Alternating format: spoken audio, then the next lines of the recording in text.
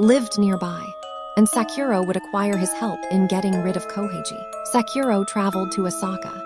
Koheiji was surprised and delighted that his troupe mate had come to join his performance. Sakura played the drums, while Koheiji played a ghost, and the audience was highly entertained. Among them was the local magistrate, who awarded Koheiji a sum of 5 golden ryo, a very gracious sum for his performance. Between shows, Sakura and Unpei planned the murder. One day, the performance was cancelled due to rain. Sakura invited Koheiji out to the swamp to go fishing. Once they were far away from any observers, Sakura struck Koheiji with his fishing rod and knocked him off the boat and into the swamp. Then he thrust his head down into the water and held him there until Koheiji drowned. His body sank to the bottom of the swamp. Sakura fled the swamp and went to Unpei's secret hideout. Unpei was there, and he told Sakura that his guest had already arrived.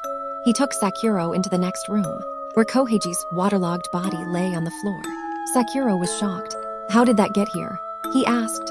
Unpei said that it was already there when he arrived. Sakura opened up Koheiji's sleeve and took out the 5 golden ryo, which had been paid to Koheiji. Ha! Now his money and his wife are mine. Suddenly, Koheiji's body rattled and rolled over. With hands as cold as ice and strong as iron, he grabbed Sakura's wrist.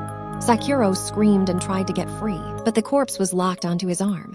He tugged and yanked his wrist harder and harder, until the corpse flopped on top of his own body. Koheiji's eyes popped open, and he locked his gaze upon Sakura.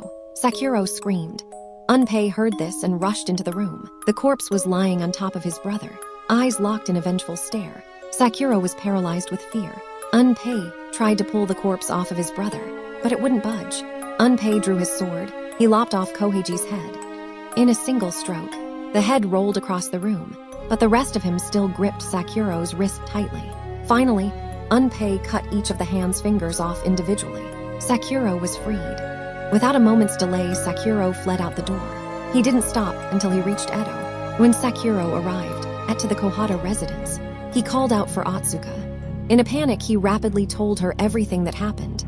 The murder, the ghost, the icy cold grip of the corpse and its hateful eyes. Atsuka was confused. Koheiji just got home a little while ago. He was tired, so he's resting in the back room. Sakura couldn't believe it. He took Atsuka's hand and timidly crept into the house, towards the room where Koheiji was sleeping. When Sakura entered the bedroom, he saw someone sleeping behind a folding screen. He tried to pull the screen away, but a pale, blue-tinged hand grabbed the end of it and held it fast.